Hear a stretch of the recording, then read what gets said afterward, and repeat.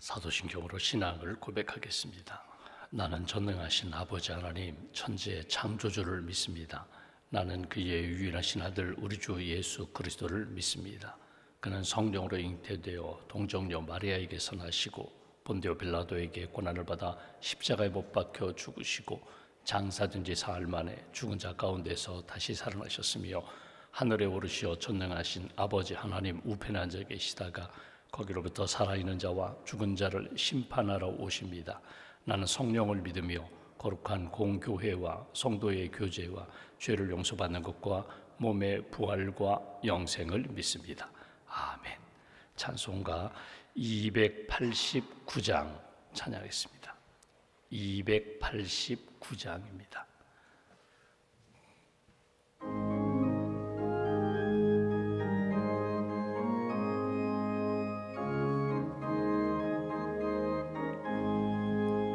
주 예수 내 맘에 들어와 계신 후 변하여 새 사람 되고 내가 늘 바라던 참빛을 찾음도 주 예수 내 맘에 오심 주 예수 내 맘에 오심 주 예수 내 맘에 오심 물밀듯 내 맘에 기쁨이 넘치문 주 예수 내 맘에 오심 주 예수 내 맘에 들어와 계신 후 망령된 행실을 끊고 머리털보다도 더 많던 내 죄가 눈보다 더 희어졌네 주 예수 내 맘에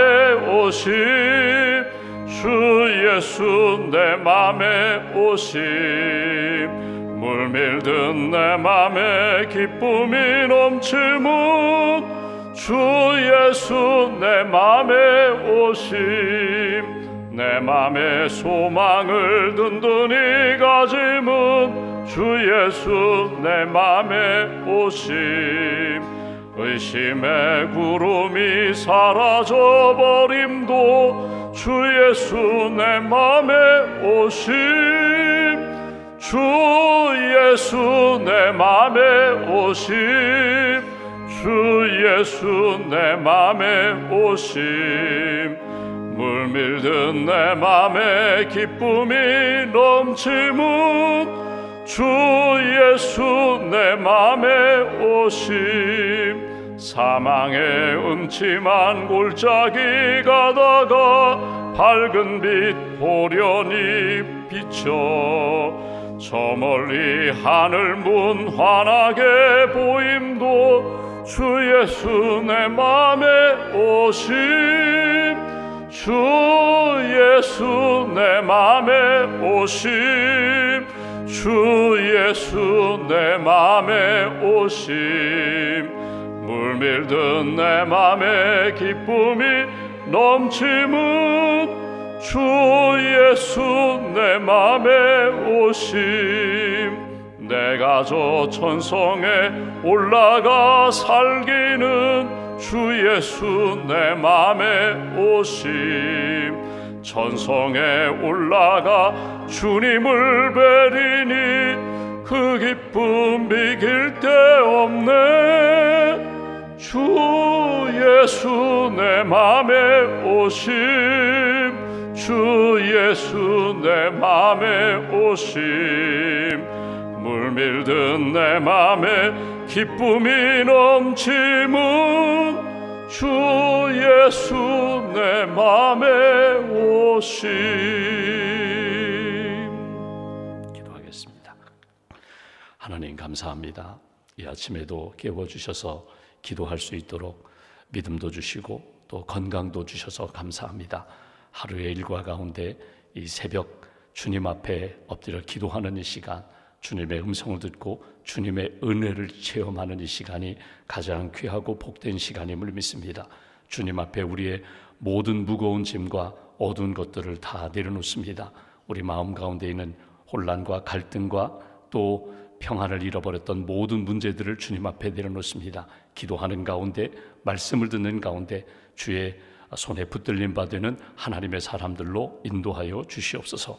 우리의 마음을 주께서 붙들어 주시기를 원합니다. 우리의 입술을 주님 주장해 주시기를 원합니다. 우리의 손과 발을 주님 기뻐하시는 일에 쓰임받는 인생으로 우리의 발걸음을 인도하여 주시고, 우리의 손이 하나님 앞에서 기뻐하는 축복의 손이 되게 하시고, 연약한 이들을 붙들어주고 도와주는 손이 되게 하시고, 하나님 영광에 쓰임받는 복된 손길이 될 수 있도록 오늘 하루의 삶도 주님 주장하여 주시옵소서. 우리가 기도할 때 태산이 평지가 되고 사막의 강과 길이 열리는 줄 믿습니다. 우리가 기도할 때 물단 등산과 같이 우리의 심령과 우리의 가정과 일터가 하나님 보시기에 아름다운 심령과 삶으로 회복되는 줄 믿습니다. 낙심하지 않고 의심하지 않고 믿음으로 하나님 앞에 간구하며 소망 가운데 하나님이 이루어 가시는 역사를 기다리고 준비하는 하나님의 사람들로 이끌어 주시옵소서. 8월 한 달 동안 우리 각자가 하나님 앞에 기도하는 제목이 있습니다. 하나님, 우리 심령이 경건함의 능력으로 하나님의 영광이 되고 기쁨이 되기를 소망합니다. 우리의 삶의 문제가 주님 앞에 기도하는 가운데 하나님이 풀어주시고 해결해 주시는 은혜와 체험을 하는 귀한 한 달 될 수 있도록 주님 주장하여 주시옵소서. 방학 중인 우리 자녀들, 또 개학을 앞두고 있는 우리 자녀들 믿음과 지혜를 덧입혀 주시고, 청년의 때에 어린 시절 창조주 하나님 기억하고 예수님의 믿음과 말씀을 가지고 잘 성장하는 귀한 자녀들로 붙들어 주시옵소서. 멀리 떨어져 있는 자녀들, 출가한 자녀들, 직장과 학업으로 인하여 멀리 떨어져 있는 우리 자녀들을 주님 눈동자처럼 지켜주시고, 어느 곳에 있든지 믿음의 자녀, 믿음의 길을 잘 걷게 하시고 어두움에 빠지지 않고 빛의 길을 걸어갈 수 있는 귀한 자녀들로 주님 인도하여 주시옵소서. 우리의 모든 것 아시는 하나님, 눈물을 아시고 아픔을 아시고 고민을 아시는 하나님, 주님 앞에 모든 것 맡깁니다. 영적으로 회복시켜 주시고, 무엇보다도 삶의 여러 가지 복잡한 문제들, 가정과 또 사업과 일터의 문제들 주님 앞에 맡겨오니, 살아계신 하나님, 우리를 은혜로 인도해 주시는 하나님의 그 큰 손길에 붙들림 받을 수 있도록 하나님 함께하여 주시옵소서. 이 아침에도 믿음과 감사의 예물 봉헌하오니 예물을 받으시고 기도를 받으시고 특별히 감사함으로 봉헌하는 심령과 가정 하나님 기억하여 주시옵소서. 하나님 기뻐하시는 삶이 될 수 있도록 은혜 위에 은혜로 채워 주시옵소서. 한나라의 삶을 주님께 맡깁니다. 오늘도 야고보서 말씀을 통하여 우리의 마음과 생각, 입술을 주님 주장하여 주시고, 어느 곳에 가든지 하나님 영광 돌리는 축복의 삶, 축복의 입술 될 수 있도록 함께하여 주시옵소서. 우리의 구원자가 되시는 예수님의 이름으로 기도하옵나이다. 아멘. 하나님 말씀 야고보서 3장 말씀을 보겠습니다.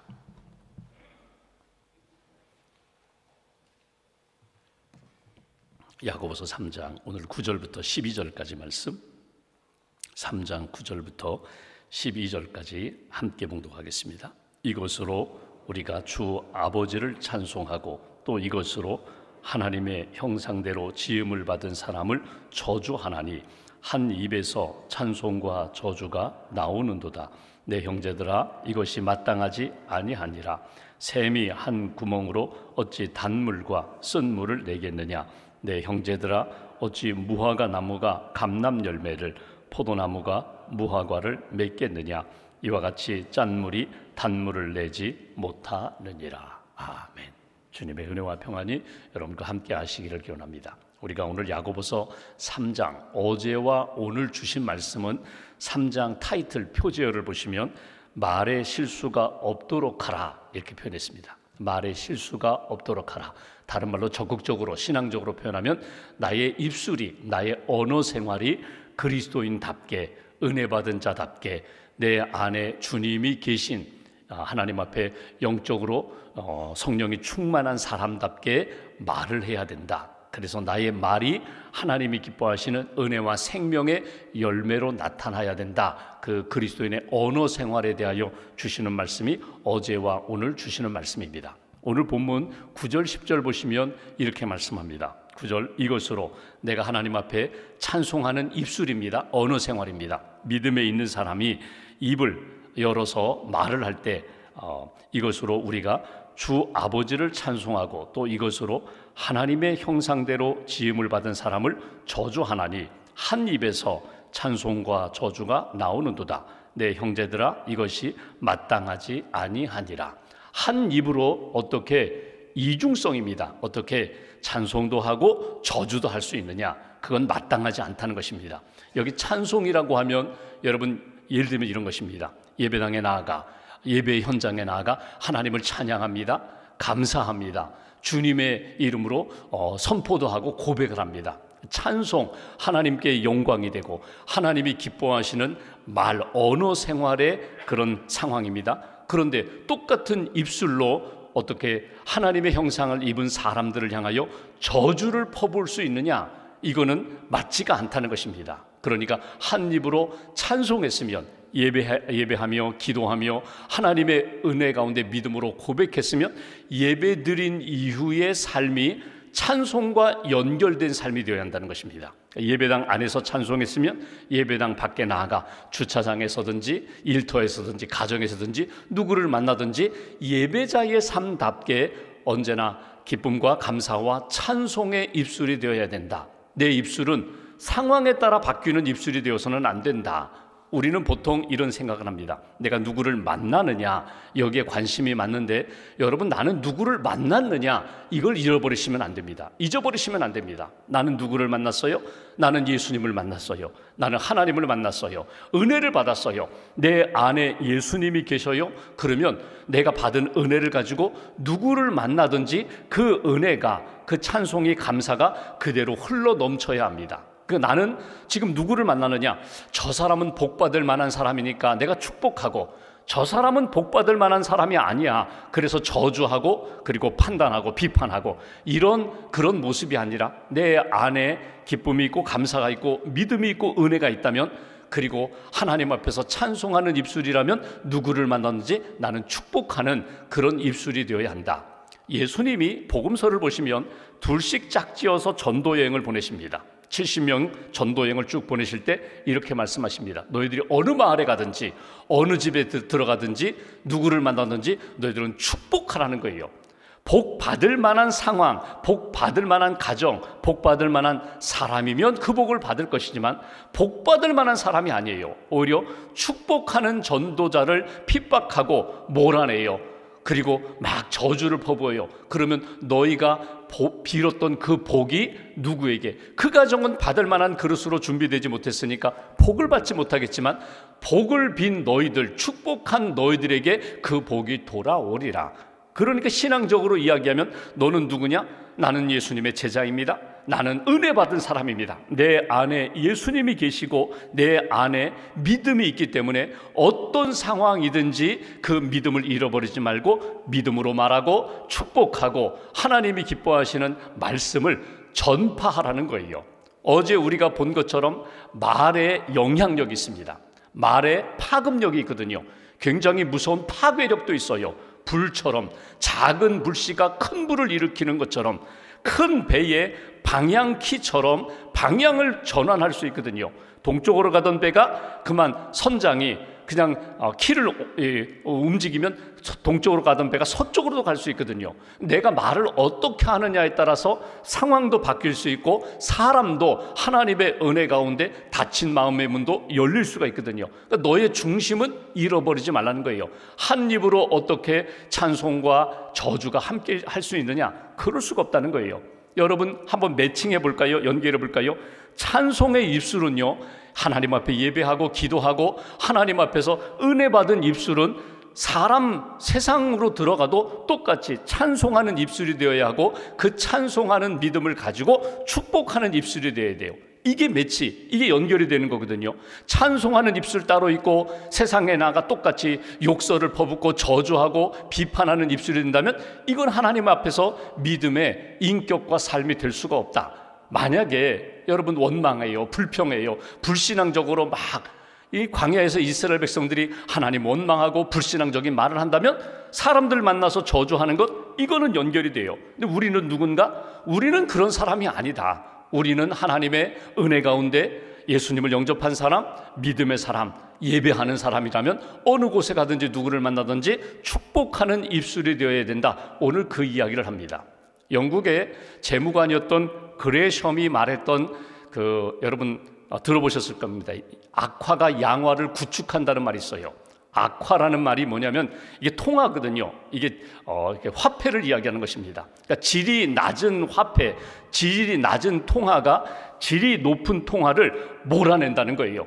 그러니까 좋은 그 통화 정책을 가지고 좋은 통화, 질 높은 통화가 통용되어야 되는데 반대 현상이 나타난다는 거예요. 오히려 질이 낮은 그런 통화가 좋은 통화를 몰아낸다는 거거든요. 이거를 신앙적으로 이야기하면요, 악화가 양화를 구축하는 것이 아닙니다. 양화가 우리 안에 주신 선한 마음, 선한 믿음의 고백, 그리고 하나님이 주신 복음, 예수 그리스도의 사랑이 악화, 어두운 영들을, 어두운 것들을 몰아내는 거예요. 이게 그리스도인의 능력이고 하나님이 주신 은혜거든요. 잘 보십시오. 여러분, 예수님이 말씀하신 것대로 선으로 악을 이기라고 하셨어요. 선으로 악을 이기라. 이게 성경에서 그리스도인에게 주신 윤리의 이 신앙생활의 가장 중요한 기초가 되는 거거든요. 내게 선한 역사로 하나님이 지금도 붙들어 주시고 함께 하세요. 나는 선을 믿어요. 하나님의 선하심을 믿어요. 합력하여 선을 이룰 걸 믿어요. 내가 무슨 말을 하든지 하나님이 내 기도, 내 말을 듣고 계시고 보고 계시다는 믿음이 있어요. 그렇다면 나는 언제나 상황이 바뀌어도, 사람이 바뀌어도, 세상이 어두워져도 나는 빛을 잃어버리면 안 돼요. 선을 잃어버리면 안 돼요. 하나님이 주신 믿음의 고백, 말의 선한 영향력을 잃어버려서는 안 된다는 거예요. 빛 가운데 있으면 좋은 사람들 만나고 착한 사람들 만나고 믿음의 사람들 만나면 참 좋은 이야기를 하고 선한 말을 하는데, 장사할 때는 거짓말도 하고 막 속이기도 하고 비판하고 저주하고, 여러분 그러서는 안 된다는 거예요. 어느 곳에 있든지, 예배당이든지 시장이든지 또는 믿지 않은 사람들과의 만남 속에든지 우리는 항상 구별된 사람, 선한 사람, 믿음의 사람됨을 잊어버려서는 안 된다, 잃어버려서는 안 된다. 조금 더 깊이 들어가 볼까요? 말의 문제인데 조금 더 들어가면은 그 말이 어디에서 나와요? 마음에서 나와요. 생각에서 나와요. 그러면 내 마음과 생각을 점검해 보는 거예요. 다시 한번 내 마음의 믿음의 통장에, 내 마음에 하나님이 내게 주신 은혜의 통장에 지금 하나님의 은혜가, 내게 주신 믿음이 이렇게 채워져 있는가? 어떤 상황이든지 믿음으로 고백할 수 있는 그런 하나님의 사람으로 살고 있는가? 기쁨이 있고 감사가 가득한가? 그러면 내가 어떤 상황에서든지 믿음으로 말할 수 있고요, 감사함으로 선포할 수 있고요, 선한 말로 축복할 수 있어요. 그런데 내가 아무리 노력하려고 하는데 내 믿음의 통장에, 믿음의 저장고에 모든 것이 다 바닥났어요. 믿음이 바닥났어요. 감사가 없어요. 기쁨이 없어요. 그러면 자연스럽게 내 입에서 원망이 나오고 저주가 나오고 하나님 앞에서 믿음의 고백이 아니라 불신앙적인 말이 자꾸 이렇게 나오게 된다는 거예요. 다시 한번 내 마음속을 다시 한번 점검하면서 하나님, 내 마음속에 하나님의 은혜와 믿음으로 채워주세요. 그래서 기도하고 은혜의 자리에서 하나님이 주신 은혜로 다시 한번 회복하고 재충전하는 역사. 예수님을 보십시오. 예수님은 마음도 입술도 중요하지만 보는 것에 있어서 항상 믿음으로 보려고 하셨어요. 귀신 들린 사람, 현상은 귀신 들린 사람이지만 그 속에 하나님의 형상이 있다. 아브라함의 딸이다. 귀신만 나가면 아브라함의 딸이다. 하나님의 사랑받는 자녀다. 그렇게 보셨거든요. 아무리 세상에서 손가락질하는 사람이라 할지라도 주님은 주님이 기뻐하시는 회복된 형상으로 하나님은 하나님의 눈으로 바라보려고 하셨던 예수님의 마음, 예수님의 눈, 예수님의 입술, 그것이 우리 안에서 떠나지 말아야 된다. 그래서 오늘 이 말씀을 통해서 한번 나를 점검해 보는 거예요. 내가 고백이 있습니다. 감사가 있습니다. 믿음의 신앙의 고백이 있습니다. 그렇다면 어느 곳에 가든지 하나님이 기뻐하시는 저주하는 입술이 아니라 축복하고 격려하고 위로하고 다시금 세워주는 그 입술, 그 심령, 그 눈을 잃어버리지 말아야 된다. 모세를 보시면 모세가 하나님의 귀한 일을 감당하는데 실수한 적이 몇 번 있잖아요. 그 중에 말로 실수한 적이 있습니다. 이 패역한 놈들아, 내가 반석에서 물을 내랴. 자기가 물을 내나요? 하나님이 주신 능력 가운데 반석에서 물이 나오는 거죠. 근데 모세가 막 분노를 이기지 못해서 막 백성들을 향하여 막 이렇게 욕설을 퍼부었잖아요. 이 패역한 놈들이라고. 그런데 시편 106편 33절에 보면은 성경은 이렇게 표현합니다. 모세가 하나님 앞에서 망령되이 말하였다. 망령되이, 영을 잃어버렸다는 거예요. 하나님이 주시는 은혜, 믿음을 잃어버렸다는 거예요. 그러니까 하나님 기뻐하시는 영적인 삶의 축복의 말이 아니라, 생명의 말이 아니라 나 자기도 모르게 막 저주하는 말을 하게 되잖아요. 이러한 믿음이 좋았고 하나님 앞에 쓰임 받았던 모세조차도 이렇게 실수하는데, 여러분 우리 자신은 어떨까요? 마찬가지예요. 그렇게 신앙생활 잘하던 분이, 그렇게 하나님 앞에 귀하게 쓰임받던 분이 어느 순간에 믿음을 잃어버리고 나도 모르게 인간적인 감정이 쌓이게 되면 나도 모르게 그렇게 저주할 수 있는 그런 인생이 된다. 하나님 앞에서 나를 돌아보면서 내 입술이 하나님 찬송하고 사람들 만나면 축복하고 은혜의 이 전달자가 될 수 있는 그런 사람이 된다. 비유를 들어서 말합니다. 두 가지 비유를 들어요. 오늘 본문의 11절, 샘이 한 구멍에서 어찌 단물과 쓴물을 내겠느냐. 12절, 내 형제들아 어찌 무화과 나무가 감람 열매를, 포도나무가 무화과를 맺겠느냐. 이와 같이 짠물이 단물을 내지 못하느니라. 보십시오. 두 가지예요. 샘의 비유와 나무의 비유를 이야기합니다. 샘, 여러분 샘물은 참 우리 몸과 마음과 영혼을 시원하게 해줄 수 있는 그 샘물이 단물인데, 좋은 물인데 어찌 그 샘에서 쓴물이 나올 수가 있겠느냐. 샘의 근원이 참 좋은 것과 연결되어서 생명을 살리는 물이 되는데 어찌 갑자기 쓴물로 바뀌었다가 단물로 바뀌었다, 그런 법이 없다는 거예요. 내 안에 은혜가 있고 믿음이 있다면 내 삶에는 반드시 믿음의 고백과 사랑과 축복의 말이 나오게 되어 있다. 여기 12절 나오는 것처럼 한 나무에서 어떻게 다른 열매를 맺을 수 있겠느냐. 무화과 나무라면 반드시 무화과 열매를 맺게 되는데 무화과 나무에서 어떻게 감람 열매를 맺을 수가 있느냐? 그럴 수가 없다는 거예요. 나는 예수 그리스도의 이 나무에 연결된 사람이에요. 나는 예수 그리스도의 나무예요. 예수님이 나무가 되시고 나는 그의 가지가 되었다면 예수의 열매를 맺어야 된다. 예수님이 부활하신 이후에 제자들을 찾아가십니다. 평안하냐? 부활의 몸으로 찾아가셨는데 제자들이 깜짝깜짝 놀랬죠. 그리고 나서 베드로가 용기가 나지 않는 거예요. 그래서 간 곳이 옛날 고기 잡던 갈릴리 호수에 가서 고기를 잡아요. 예수님이 새벽에 찾아가십니다. 그리고 조반을 다 준비해놓고, 아침 식사 준비해놓고 얘들아 와서 먹어라. 베드로 몇몇 제자들이 왔어요.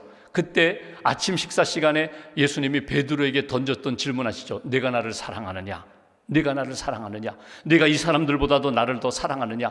그때 베드로가 고개도 제대로 들지 못하고 예, 제가 주님 사랑하는 줄 주님이 아십니다. 여기서 한번 보십시오. 얼마든지 예수님이 베드로 책망하실 수 있어요. 비판하실 수 있어요. 거 봐라. 내가 너 기도하라고 했잖아.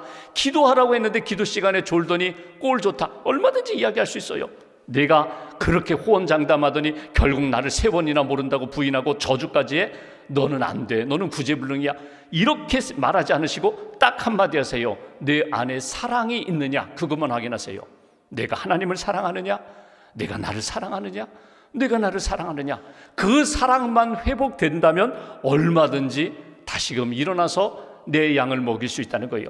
하나님의 사역을 감당할 수 있다는 거예요. 여러분 이것만 생각하시면 돼요. 내 안에 믿음이 회복되고 사랑이 회복된다면, 은혜가 회복된다면 모든 것 다 감당할 수 있어요. 주님 제가 할 수 있습니다. 주님 제가 하겠습니다. 믿음으로 다시 한번 확인하시고 내 안에 계신 예수님, 내 안에 계신 성령님 의지하면서 생각하고 마음을 다잡고 내가 축복하는 말, 믿음의 말, 고백하는 말. 잠언에 보면은 말에 대한 교훈 가운데 잠언 10장 11절, 의인의 입은 생명의 샘이라도 악인의 입에는 독이 나온다고 했어요. 내가 선한 사람, 믿음의 사람이라면 당연히 샘물 나오던 것처럼, 샘물, 좋은 단물 나오는 것처럼 내 입에서 생명의 말씀이 나오게 되어 있다. 잠언 12장 18절, 지혜로운 자의 혀는 양약과 같다. 지혜로운 자의 말엔 약과 같다는 거예요. 삶을 살려요. 사람들을 살려요. 용기를 줘요. 기운이 없던 사람들에게 정말 좋은 영양제 먹이는 것처럼, 영양주사 맞히는 것처럼 다시금 원기를 회복할 수 있는 것이 내 입술의 말에 있다는 거예요. 하나님이 내게 주신 말씀을 품고 내가 어느 곳에 가든지 믿음으로 말하고, 믿음으로 바라보고, 믿음으로 나 자신을 이렇게 무장하면서 하나님 기뻐하시는 언어 생활이 되어야 한다. 어떤 글을 보니까 어떤 옛날에 신혼 부부가 있는데 좀 경제적 여유가 없어가지고 새빵 살았어요. 어느 날 가을에 이 주인집 김장을 이 새댁이 도와줍니다. 남편은 출근하고 김장 이렇게 돕는데 막 도와주고 이제 마무리하는데 보니까 이 배추 겉 막 다 이렇게 막 버릴 것 같아요. 자기 새댁의 입장에 보니까 이거 깨끗하게 씻어가지고 손질하면 이거 얼마든지 양식거리가 될 것 같아서 그걸 이제 주엄주엄 이제 주웠어요. 이렇게 모았어요. 그랬더니 주인 아주머니가 툭 던지는 말이, 왜 그거 뭐 돼지 갖다 주려고 그래? 자기는 지금 자기들이 먹으려고 지금 이렇게 다듬은 거 이렇게 모으고 있는데 그거 돼지 갖다 주려고 해? 막 너무 속상했어요. 뭐 말도 못하고 그냥 그거 모아가지고 집에 와가지고 씻어가지고 저녁에 된장국 끓여 먹고 뭐 겉절이 해 먹고 이렇게 이제 먹었거든요. 근데 이제 그 새댁이 마음에 딱 결정한 거예요. 생각해 보니까 아주머니가 정말 돼지 갖다 주려고 하느냐고, 그 악한 말로 그렇게 한 건 아니거든요. 그냥 지나가는 말로 한 거거든요. 그래서 이 새댁이 딱 믿음으로 결심한 거예요. 야, 상처받지 말자. 상처받지 말자. 아주머니가 한 말에 대하여 내가 묵상하면서 돼지 갖다 주려고 해? 그럼 우리가 돼지라는 말이야? 뭐 이렇게 생각하기 시작하니까 점점 마음이 점점 혼란해지고 어두워지는 거예요. 상처받지 말자. 상처받지 말자. 또 하나, 상처 주지 말자. 내가 무심코 던진 말이 한 사람에게 비수로 꽂힐 수가 있으니까 내가 정말 말을 조심하자. 정말 쉽게 할 수 있는 말도 그 사람 입장에서 생각하고 기도하고 믿음으로 말하고 살리는 말을 해야지. 상처받지 말자, 상처 주지 말자. 세 번째 결심한 것이 있어요. 그건 뭐냐면, 만약에 그날 저녁에 자기 남편 왔을 때 오늘 내가 아주머니 김장 잘 도와줬는데 이거 지금 먹는 된장국 이거 아주머니가 뭘 했는지 알아? 돼지 갖다 주려고 해? 아줌마가 그랬어. 만약에 그랬다면 남편도 속상하고 남편도 막 분노하고 화내고 그날 저녁은 완전히 어두워졌을 거다. 근데 그날 얘기하지 않았어요. 그날 이야기하지 않고 몇 년 지나서 살림도 좋아지고 생활도 좀 넉넉해졌을 때, 그리고 나서 이야기했어요. 몇 년 전에 우리 그 신혼 살림 그 어려웠을 때 그 새빵살이 할 때 그런 일이 있었어. 그랬더니 남편이 웃으면서 그랬었냐고, 속상했을 거라고, 속상했겠다고, 그리고서 웃으면서 넘어갔다는 거예요. 말에 때가 있다는 거예요. 이게 맞아요. 오늘 내가 분명히 들었어요. 그 말을 내가 누구에게 전달하는 과정 가운데 막 불을 일으킬 수 있어요. 온 집안을 불을 일으킬 수 있어요. 말에 때가 있다는 거예요. 이 말을 지금 하면 불화가 나타나는데, 지금 하면 큰 불이 일어나는데, 나중에 다 소화하고 이야기한다면 그것은 추억거리가 되는 거예요. 여러분, 하나님 앞에서 오늘 우리가 다시 한번 결심할 거 있어요. 나는 누구인가? 내 안에 무엇이 있는가? 나는 하나님이 기뻐하시는 말씀을 전하고 있는가? 아니면 그냥 생각나는 대로, 그냥 감정에 이끌리는 대로, 세상 사람들이 말하는 대로 그렇게 말을 하고 있는가? 오늘 주님은 이렇게 분명히 말씀하십니다. 야고보 사도를 통하여 내 입술은 하나님의 은혜 가운데 찬송하는 입술이요, 축복하는 입술이요, 생명을 살리는 입술이 되어야 한다. 아니, 내가 내 안에 있으면, 예수님 내 안에 계시면 그런 입술로, 그런 말로 하나님의 영광이 나타나게 된다. 우리 입술을 다시 한번 이렇게 점검해 보시기 바랍니다. 다른 사람 말할 것 없어요. 다른 사람 비판할 것 없어요. 내 입술만 잘 점검하시면 돼요. 하나님, 내 입술이 하나님 기뻐하시는 은혜와 생명의 입술 되게 해달라고 기도하고 또 기도하고 하나님 앞에 점검하시면서 하나님의 은혜가 나를 통하여 이렇게 증거되는 그런 삶 살아가시기를 주님의 이름으로 기원합니다. 기도하겠습니다. 말씀 붙잡고 우리가 기도하겠습니다.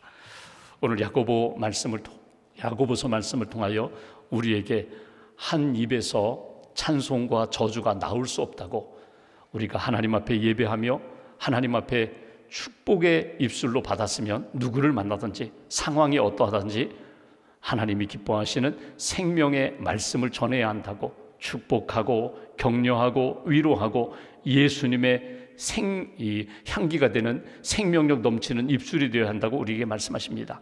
내 마음도 주님 주장해 주시고, 내 생각도 주님 주장하시고, 감정도, 내 입술도 하나님이 기뻐하시는 말씀의 입술이 되게 해달라고, 축복과 은혜의 입술이 되게 해달라고 오늘 말씀 붙잡고 함께 기도하겠습니다.